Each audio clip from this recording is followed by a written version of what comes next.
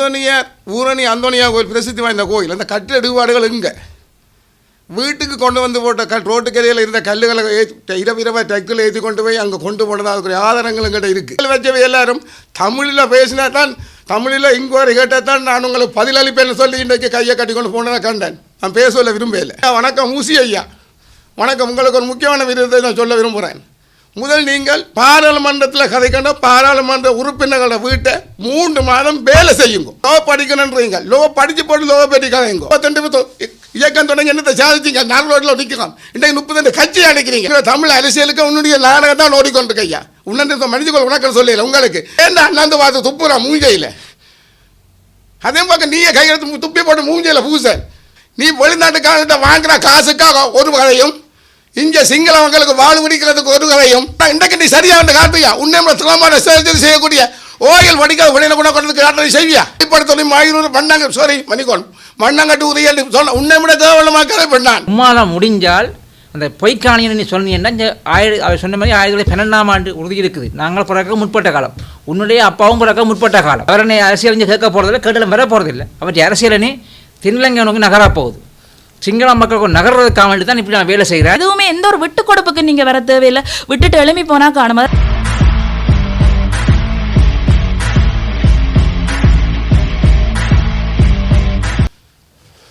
வணக்கம், நான் செல்வராயா ரகுநாதன். நான் தைட்டியை சேர்ந்தேன். இந்த புத்தகையாரை கட்டும் பொழுது ஆரம்பத்திலேயே கட்டும் பொழுது நடந்ததுன்னு சொன்னால், அந்த வீட்டுக்கு பக்கத்தில் இருந்த துரைச்சாமி லங்காதேவியாவின் வீடு நூறுபடியாக இருந்தது. அந்த வீட்டு கட்டிடம் முழுக்க இடிபட்டு தான் அங்கால புத்தகங்கள் கட்டிடத்துக்கு போன டோசர் அடியாளம் பெக்கு அடியாளம் முழுக்க இருந்தது. அந்த அந்த வீட்டுக்கு பக்கத்தில் ஒரு நாதம்பரம் கோயிலில் 7 சைவசாமிய சிலைகள் இருந்தது. அப்போ நாங்கள் அது புத்தகங்கள் கட்டிக்கணும்னு சொன்ன சிந்தனைகளுக்கு இல்லை, பெரிய தகரம். அப்போ அந்த கட்டத்தை இடித்து கொண்டு போய் தான் அந்த புத்தகம் கட்டப்பட்டது. ஒரு புத்தகம் கட்டப்படணும்னு சொன்னால் ஒரு அரசாங்கத்தில் அனுமதி எடுத்து, பிரதேச மாநகர அனுமதி எடுத்து தான் அந்த கட்டிடத்தை தொடங்கியிருக்கோம். அந்த கட்டிடத்துக்கு ஒரு எஸ்டிமேட் ஒன்று போட்டிருக்கோம். அப்படி ஒரு சம்பவம் ஒன்று அங்கே நடக்க இல்லை. அந்தோனியார் ஊரணி அந்தோனியார் கோயில் பிரசித்தி வாய்ந்த கோயில். அந்த கட்டிடப்பாடுகள் இங்கே வீட்டுக்கு கொண்டு வந்து போட்ட ரோட்டுக்கரையில் இருந்த கல்லுகளை இரவு டக்கில் ஏற்றி கொண்டு போய் அங்கே கொண்டு போனது அதுக்குரிய ஆதாரங்கள் எங்கிட்ட இருக்குது.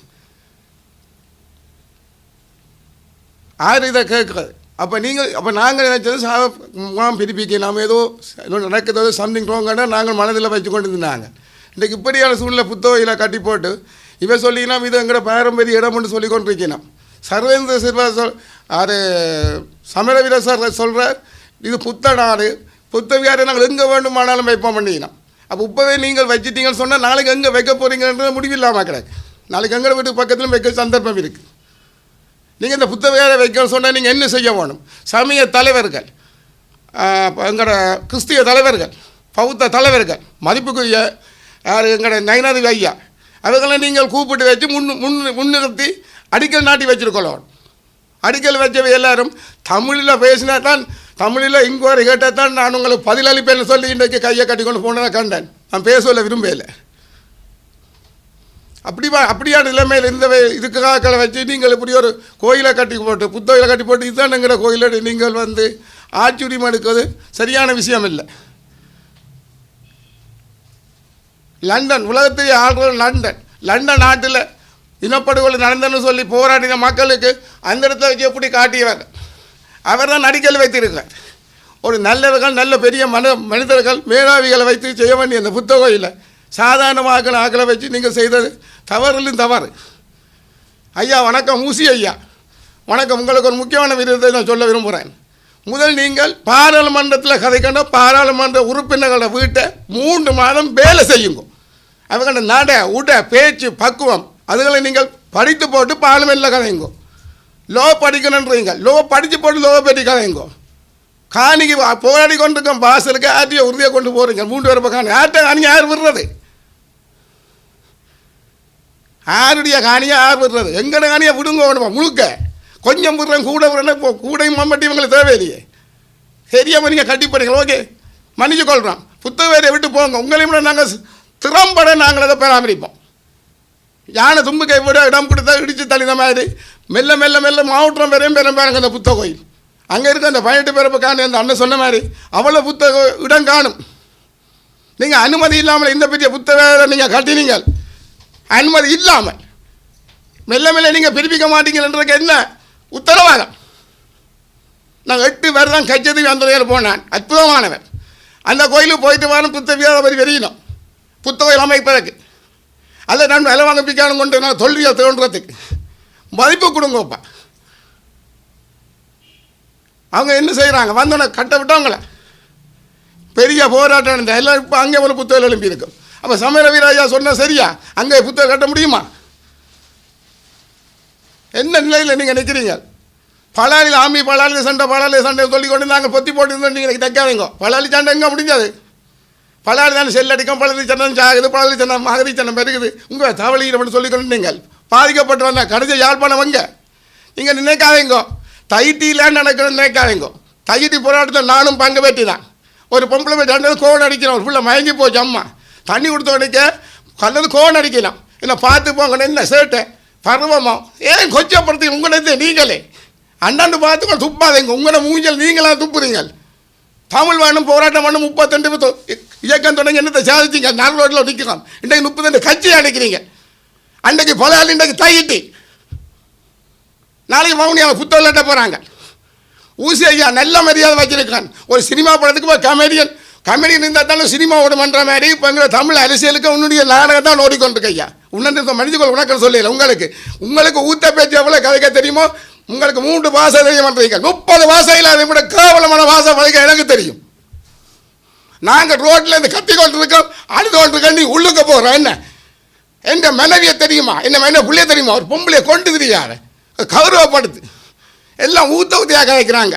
எல்லாம் கதைக்கணும் சிரிக்கணும்ன்ற கன விஷயத்தை கதைக்காத, எங்களோட விஷயத்தை தலையிடாத. எல்லா கட்சியினருக்கும் இந்த போராட்டத்தில் பங்கு பெற்ற வேணும், நல்ல நிலப்பாட்டுக்கு வர வேணும்ன்ற ஆதங்கம் ஆர்வம் எல்லாருக்கும் இருக்குது. ஆனால் ஒரு கட்சி பொருட்படுத்தவரையால் பக்கத்தில் பலமாக இருக்காங்களே தவிர தனி ஆணிவர் ஆனார் கக்கவேர்களும் இருக்கான்றதை மறந்து விடக்கூடாது.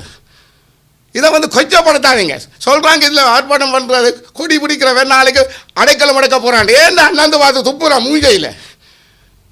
அதே பக்கம் நீயே கையெழுத்து துப்பி போட்டு மூஞ்சையில் பூச புரிய அண்ணன் கன்பஸ் மாநகர் போராடுறாங்க. என்ன புரியானுக்கும் பேருக்குமா? நீ வாங்கி கொடுத்தனே உண்டை விட்டு சொத்தா. நீ வெளிநாட்டுக்காரர்கிட்ட வாங்குற காசுக்காக ஒரு கதையும், இங்கே சிங்களவங்களுக்கு வாழ் பிடிக்கிறதுக்கு ஒரு கதையும், தமிழ் கட்சிக்காரர் வாழ் பிடிக்கிறதுக்கு ஒரு கதையும் கதைச்சு கொண்டு இருக்காத. சரியான 4 கால் வேண்டாம் தான் ஆட்சியம் வைக்கலாம் நீங்கள் நினைக்கிறீங்க. ஆனால் நீங்கள் திராத்திரமாயிருங்கோ. எங்கட விஷயம் தலைகடா நேராவா, இடத்துக்கு வா, சைம் சொல்லு. எந்த சகோதரர்களை கூட்டிக் கொண்டு வரோம், எங்கட ஆதங்கத்தை சொல்கிறோம். ஊசி ஐயா வணக்கம். உன்னுடைய வீட்டுக்கு முன்னாலே புத்தகம் வேலைப்படும். நாங்கள் மம்பட்டியும் 2 பீக்காலும் கொண்டு வருவாங்க. உங்கள் புத்தகம் வந்து இருந்த தடயம் இருக்காண்டினம் அது எழுதி போட்டிருக்கு. எத்தனை வருஷம்? 200 வருஷமா அதில் புத்தர் இருந்தக்கூடிய அடையாளத்துக்கு போட்டிருக்கு தானே. சிங்கத்தை எழுதிக்கிற சிங்கத்தில் படிக்கலை. நாங்கள் எனக்கு ஒரு படிக்கல சிங்கம் தெரியாத. அதில் ஒரு வாஜி சொன்ன சிங்கல் ஐயா. அன்றைக்கு ஒரு முறை ஒரு ஐயா வந்தவர், சரியா? அவர் சொன்னார், நான் இங்கே 90ஆம் ஆண்டு வந்தீங்க அங்கே நல்ல நாடு, இது என்ன பிரச்சனை உங்களுக்குன்னு சொன்னேன். நாங்கள் அங்கேருந்து சமாதானமாக போய் சொல்லி வந்திருக்கோம் நீதியரசரால்.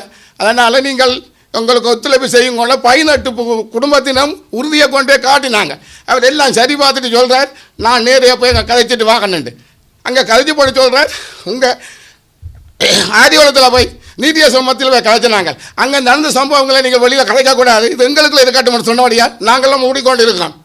நீங்கள் சமாதானமாக போக கொண்டு அங்கே நாங்கள் அதை கதைக்கும் பொழுதும் இந்த துறவி என்ன செய்கிறாண்டால் தடவை சிரித்து கதைச்சு கொண்டிருக்க நாங்கள் ஆதங்கத்தை பற்றி கதைக்கும் பொழுது நீ சரியான விதிமுறைப்படி படித்து சரியான இடத்துக்குள்ள நீங்கள் வந்தீங்களா?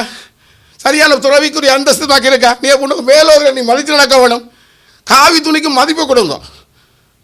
அன்றைக்கு பாதிரியாக்கள் வந்தவங்க கொழும்புலேருந்து வந்தவன், நீர்கொழும்புலேருந்து வந்தவன், அவன் வந்து பார்க்கறதுக்கு அனுமதி கேட்டவன், அனுமதி கேட்டவன், அவர்கிட்ட போய் அனுமதி நீ என்ன மினிஸ்ட்ரியா எம்பியா?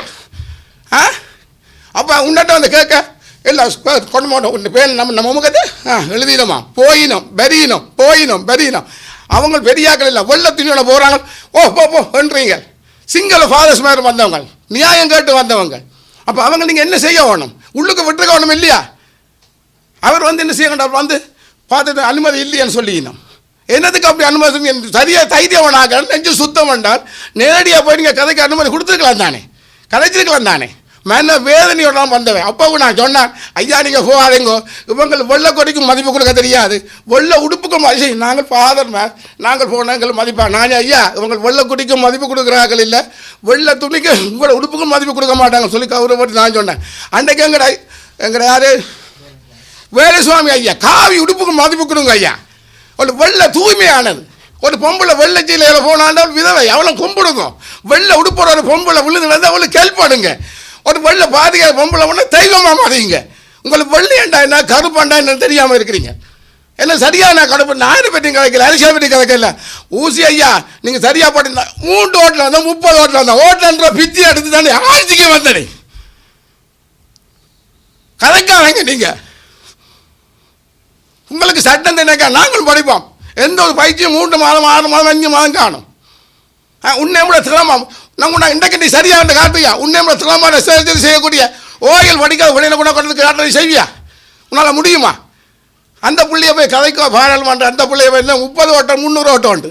எத்தனை ஓட்டில் நீ வந்த நீ கதைக்காதங்க. அர்ஜுன் ஐயா உங்களுக்கு திரும்ப சொல்கிறேன், உங்களுக்கு தெரியாது. ஒவ்வொரு அனுபவம் வேணுமென்றால் அவைவே சம்மந்தப்பட்டக்களோட பழகி தெரிஞ்சு போட்டு அந்த விஷயத்துக்கு வாங்கும். நான் உண்மைக்கு இந்த மைக்குக்கு முன்னால் பேசி பழக்கமோ இதை பேசி போட்டு நாளைக்கு கொடி பிடிச்சி லண்டன் போடணும் தெரிஞ்சு கொள்ளாதீங்க. நல்ல சிந்தனையை வாங்கணும். உங்கள் ஒரு குழப்பம் இல்லை ஊசி ஐயா, நீங்கள் வாங்க. நாளைக்கு உறுதி எல்லாம் கொண்டாரோம். அவ்வளோ உறுதியை நான் உங்களுக்கு ஒப்பிட்டு தந்தா நீ சொல்லி கள்ள உறுதி என்ன உறுதி மற்ற சொல்கிறது வழிபடுத்தொழி மாயூர் பண்ணாங்க சாரி மணிக்கோன் மண்ணாங்கட்டு உறுதி சொன்ன உன்னை விட தேவையில்லமாக கதை பண்ணான். 13 வாசையில் பேசுவேன் நான். நீ தமிழில் எவ்வளோ பேசுவ நானும் தமிழன் தானே. உன்னை கூட 15 வயசு மூத்தவன் நான். அப்போ உன்னை கூட எவ்வளோ விஷயம் தெரியும். அப்போ அந்த வழி ஊற்றி என்று சொல்கிறீங்களோ இன்றைக்கு அவ்வளோ ஒரிஜினல் உறுதியம் வந்தார். உன்னால் முடியுமா? உன்னோட பக்கத்தில் இருக்க லோயரை கூட பின்னால் இருக்க லோயர்கிட்ட கொடுத்து முடியுமா? நாங்கள் எங்கே அடிக்கிறோம், நீங்களும் எங்கே அடிக்கிறீங்க. மனுஷன் மாதிரி நடந்து உங்களுக்கு பதவி கொண்டா எழுதி கொடுத்துட்டு போங்க. இல்லைன்னா அந்த விஷயத்தில் மட்டும் கதைங்க. இந்த மக்களை கொண்டு போய் நாங்கள் கொழும்புலையும் தென்னிலங்கை பத்திரிகைகளுக்கு இந்த பிரச்சனை வெளிப்படுத்தி உலகம் பூராக சிங்களத்திலேயும் ஆங்கிலத்திலேயும் உலகம் பூராக இதை இன்டர்நெட் மூலமாக வெளிப்படுத்தப்பட்டிருக்குது. அந்த வகையில் நான் தங்களுடைய பிரச்சனையை இந்த காணிக்குடியான மக்கள் உறுதியோடு காட்டி சவால் விட்டு சொல்லிட்டுருங்க. நான் இதில் வந்ததுன்னு சொன்னால் நான் அர்ஜுனாவுக்கு சவால் விட்டுனா எனது முகநூல் ஊடாக இப்போவும் இது கூட பகிரங்கமாக அர்ஜுனாவுக்கு சவால் விடுறேன். உம்மால முடிஞ்சால் அந்த பொய்க்காணியை நீ சொன்னீங்கன்னா இந்த அவர் சொன்ன மாதிரி 12ஆம் ஆண்டு உறுதி இருக்குது. நாங்கள் பிறக்க முற்பட்ட காலம், உன்னுடைய அப்பாவும் பிறக்க முற்பட்ட காலம். உன்னால் முடிஞ்சால் நீ எங்கே என்றாலும் கிளறது சவாலுக்கு நான் வரேன். நீ சிங்கள மக்களுக்காக மக்கள் காணியை பெற்றுக் கொடுக்காத உன்னுடைய அரசியலுக்காக. அவர் என்னை அரசியல் கேட்க போகிறதில்ல, கேட்டாலும் வர போகிறதில்லை. அவற்றை அரசியலை நீ தென்னிலங்கை நோக்கி நகரப்போகுது. சிங்கள மக்களுக்கு நகர்றதுக்காக வேண்டி தான் இப்படி நான் வேலை செய்கிறார். தயவு செய்து இந்த தையட்டி மக்களில் காணிகளில் நீங்கள் தேவையில்லாத கதை கெஞ்சி கேட்ட மாதிரி நீ கதைக்க வேண்டாம். தையட்டி மக்களும் எந்த மக்களை காணி பிடிச்சும் கதைக்க வேண்டாம். அவர் சொன்ன மாதிரி பரப்புக்கும் ஏக்கருக்கும் தெரியாத சட்டவாளரை வச்சு இப்படி வழக்கு போடுறது காணிச்சட்டம் சம்பந்தமாக படிச்சுக்கிறது. காணிச்சு நாடு அங்கீகாரம் பெற்ற சட்டத்திறனை இல்லாட்டும் காணிச்சட்டம் சம்பந்தம் நிறைய சட்டம் நிறைய தெரியும், எனக்கு நிறைய தெரியும் சட்டம் சம்பந்தம். அந்த வகையில் நான் சொல்லுகிறேன், தயவு செய்து நீ அந்த மக்களில் நையாண்டியாக பண்ணாத அல்லது மூணில் கேவலமாக கதைக்காத. நீ 1912ஆம் ஆண்டிலிருந்து தொடர்ச்சியாக உறுதி எல்லா மக்களுக்கும் வந்தால் ஐயா ஒன்று இருக்கிறார் அவருடைய போனவர்கள் என்னென்னு சொன்னாலும் இந்த காணி 18 மக்களுக்கு சொந்தமான காணி. அதில் அவர் சொல்கிறார் 16 மக்களோட தனித்தனியாக உறுதி இருக்கிறது, 2 பேருக்கு பங்காக இருக்குன்னு சொல்லி. ஆகையால் சுகுமார் சொன்ன மாதிரி வருகின்ற 3ஆம் தேதி இடம்பெற போராட்டத்தில் இது தையட்டை மக்களில் காணிமிக்கிற வடமொழி மக்களுக்கான போராட்டம். தயவு செய்து அனைத்து அரசியல் இந்த கட்சி வேறுபாடு கலந்த அரசியல் கட்சிகளும் ஏனைய பொது அமைப்புகள் அனைவரும் இந்த போராட்டத்துக்கு மக்களுக்கு அவர்களுக்கு குரல் கொடுத்து அந்த மக்களில் காணியை விடுவிக்கிறதான் காணிக்கான மக்கள் அப்படின்ற குறிக்கோளாக இருக்குது. அந்த வகையில் அனைவரும் ஒத்துழைப்பு தாருங்க. அதே போல் இந்த செய்திகளையும் ஊடகங்கள் இவ்வளவு காலம் வெளிப்படுத்தி இதையும் இந்த போராட்டத்தையும் வெளிப்படுத்தி நீங்கள் எங்களுக்கு அந்த மக்களுக்கு ஆதரவு கொடுக்கணும். அதுக்கு அப்பால் இன்னும் ஒன்று இதில் சேர்த்து சொல்ல விரும்புகிறேன்னு சொன்னால் இப்போ ஒரு புதிய சட்டம் பயங்கரவாத சட்டம் புதுசாக கொண்டு போயிருக்கோம். அந்த சட்டம் தெரியவில்லை மக்களுக்கு. அந்த சட்டமும் நாங்கள் அதை எதிர்க்கிறோம். என்ன சொன்னால் இப்படி அந்த சட்டம் நடைமுறைப்படுத்தப்பட இருந்தால் இந்த ஊடக சந்திப்பு கூட செய்ய முடியாது, எங்களை கைது செய்யலாம். அப்படியே சட்டங்களாக இருக்குது, போராட்டம் செய்ய முடியாது. அது அந்த தங்களில் கட்சியில் வளர்க்குறதுக்காகத்தான் இந்த அரசாங்கம் சொல்லிக்கொண்டு வந்தது ஏதோ இப்போ செய்கிறது ஏதோ. அவர் வந்தது சொன்னவர் மக்களின் காணிகள் மக்களுக்கு வழங்கப்பட முடியும். இதுவரைக்கும் எந்த மக்கள் காணி விடுவிக்கப்பட்டிருக்குது?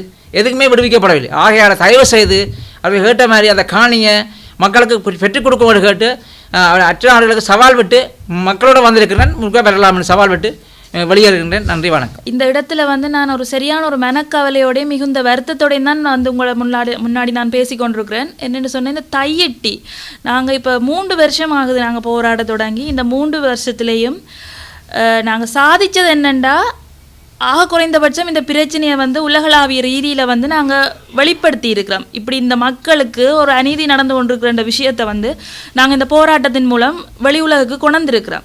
அப்படி கொணர்ந்து அந்த பிரச்சனை வந்து நாளாந்தம் இந்த சமூக வலைத்தளங்களில் எங்களோட பிரச்சனை வந்து பேசுபொருளாக்கப்பட்டு கொண்டிருக்கிற நிலையில் நான் ஒன்றே கேட்டுக்கொள்கிறேன். அரசாங்கத்தால் திட்டமிட்டு இறக்கப்பட்ட அந்த கைக்கூலிகள் அவர்களை நான் விடுறேன். அவர் அதுக்காகவே சேவை செய்வதற்காகவே வாங்குற காசுக்கு சேவை செய்ய வந்தவர்கள், அவர்களிடத்து நான் வரவில்லை. இந்த போற வார வழியில் 2 பின்னூட்டல்களை தட்டி விட்டுட்டு போற ஆக்களை முன்வச்சுதான் நான் இந்த கோரிக்கையை முன்வைக்கிறேன். தயவு செய்து எங்களோட பிரச்சனையை விளங்கி கொள்ளுங்கோ. நாங்கள் நிறைய இடங்கள்ல எங்களோட காணொலிகளை பதிவு செய்திருக்கிறோம். எங்களோட போராட்ட தளங்களில் எங்களோட காணொலிகளை பதிவு செய்திருக்கிறோம். அதுகளை நேரம் இருந்தால் நேரம் ஒதுக்கி பார்வையிட்ட பின்னர் எங்களோட பிரச்சனை என்னன்னு சொல்லி நாங்கள் சொல்லியிருக்கிற விடயங்களை ஆராய்ந்த பின்னர் உங்களோட பின்னூட்டல்களை தட்டி விடுங்கோ. எழுந்த மானத்துக்கு தட்டி விட்டு ஒரு இனத்தின் இது ஒரு சுவட்டையை அழிக்கிறதுக்கான ஆயத்தங்களை தான் நீங்கள் இந்த முகநூலூடாக செய்து கொண்டிருக்கிறீங்க.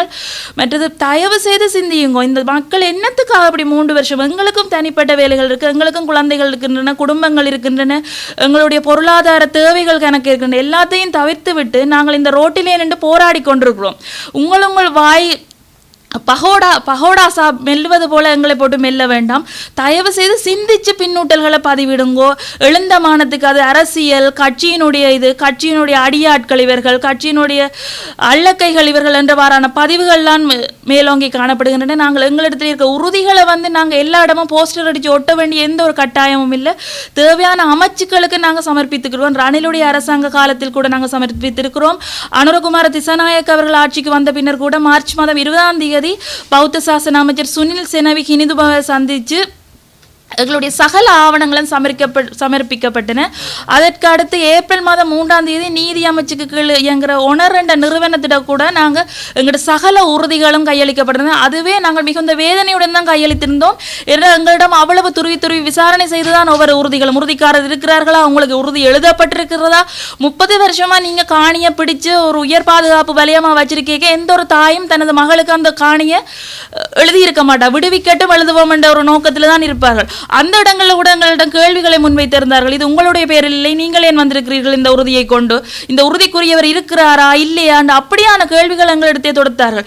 அப்பொழுது நாங்கள் முன்வைச்ச விடயம் என்னென்னு சொன்னால், இந்த உறுதிகள் சகலதுமே அரசாங்க அலுவலகங்களில் இருக்குது, அரசு அதிகாரிகளிடம் இருக்குது, பிரதேச செயலாளரிடம் இருக்குது, அரசாங்க அதிபரிடம் இருக்குது. அங்கே நீங்கள் பெற்றுக்கொள்ளலாம். மக்களை கூப்பிட்டு மக்களை ஒரு சந்தேக பார்வை கொண்டுதான் எங்களது உறுதிகள் அனைத்தும் ஆராயப்பட்டன. ஆராய்ந்து அவர்கள் ஒரு அறிக்கை முன்வைப்பதாக சொன்னார்கள்.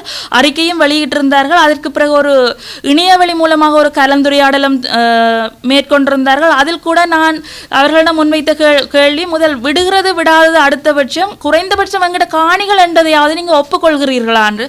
அதற்கும் அவர்களுடைய இன்னும் காலம் தேவைப்படுகிற ஒரு மழுப்பலான பதில்கள் தான் முன்வைக்கப்பட்டிருந்தன. அதே போன்று தற்போது இப்போ ஏற்கனவே எங்களோட போராட்டத்தின் மூலம் 2 ஏக்கர் 3 ஏக்கர் காணிகள் விடுவிக்கப்பட இருக்கின்றன என்ற செய்தித்தாள்கள் மூலம் செய்திகளை நாங்கள் பார்த்திருந்தோம். அதற்கு பிறகு யாழ்ப்பாண கடற்தொழில் அமைச்சர் திரு சந்திரசேகர் அவர்கள் இழப்பீடு அல்லது நஷ்ட ஈடு அல்லது மாற்றுக்காணி என்ற ஒரு முடிவைத்தான் அரசாங்கம் எடுத்திருப்பதாக சொல்லியிருக்கிறார்கள். அந்த அரசாங்கம் எடுத்த முடிவு யாருடன் கலந்து ஆலோசித்து எடுக்கப்படும்? இது வந்து வெள்ள நிவாரணமோ அல்ல அரச மானியமோ இல்லை. அவர்கள் தன்னிச்சையாக முடிவெடுத்து உங்களுக்கு இது போதும், உங்களுக்கு இதுதான் என்று வழங்குவதற்கு. இது எங்கட காணியை நீங்கள் பறிச்சு வச்சிருக்கிறீங்களா? அப்போ எங்களோட தாங்க நீங்கள் கலந்துரையாட வேண்டும், என்ன தீர்வு வேணும் என்று. நாங்கள் உறுதியாக நிற்கிறோம், எங்கட காணி தான் எங்களுக்கு வேணும் என்று. அவர் மற்றது இன்னொரு விஷயம் சொல்றார், விகாரைக்கு தேவையான காணியை வச்சுக்கொண்டு மிகுதி காணியை விடுவிக்கிறோம் என்று சொல்லி, விகாரைக்கு உரிய காணியை வச்சுக்கொண்டு மிகுதி காணியை விடுவிக்கிறோம் சொல்லி. விகாரைக்குரிய காணி எங்கேயா நாங்கள் பிடிச்சு வச்சிருக்கிறோம் அல்லது ஆமே அது உங்களோட கையில் தான் இருக்குது. பிறகு அதை நீங்கள் பிடிச்சு வச்சோன்னு மிகுதி என்றால் மிகுதியைத்தான் நாங்கள் கேட்கிறோம். அந்த மிகுதி தான் 150 பரப்பு 160 பரப்பு, அதைத்தான் நாங்கள் கேட்கிறோம். அதை தயவு செய்து விடுவீங்க. நீங்கள் எதுவுமே எந்த ஒரு விட்டு கொடுப்புக்கு நீங்கள் வர தேவையில்லை. விட்டுட்டு எழுப்பி போனால் காணும். அதைத்தான் நாங்கள் கேட்டுக்கொள்கிறோம். வருகிற 3ஆம் தேதி அங்கே இன்னொரு புத்தர் சிலை ஒன்று வைக்க இருக்கிறார்கள். அந்த புத்தர் சிலையும் வைத்து விட்டால் நாங்கள் எமது காணிகளையோ நிலங்களையோ மீட்டுக் கொள்ளவே முடியாது. இந்த கட்டும்போது எங்கிருந்தீர்கள் என்று கேட்பவர்கள் தயவு செய்து எல்லாரும் வாங்க, புத்தர் சிலை வைக்க போறார்கள், வச்சு முடிய வைக்க என்ன செய்தீங்க என்று கேட்காம வைக்க முதலே தடுப்போம். 3ஆம் தேதி அந்த இடத்துல ஒரு பெரிய போராட்டம் நாங்கள் ஒழுங்குபடுத்தி இருக்கிறோம். தயவு செய்து இந்த மாதர் சங்கங்கள், பல்கலைக்கழக மாணவர் ஒன்றியங்கள், மாணவர்கள், வர்த்தக சங்கங்கள், சமய அமைப்புகள், சமூக ஆர்வலர்கள் எல்லாரையுமே நாங்கள் கேட்டுக்கொள்கிறோம், கெஞ்சி கேட்டுக்கொள்கிறோம். இதை தவிர எங்களுக்கு இனி ஒரு இது இப்போ நாங்கள் விட்டு கொடுத்துட்டோம்னா காலத்துக்கும் எங்களோட காணிகளை மீட்கலாது.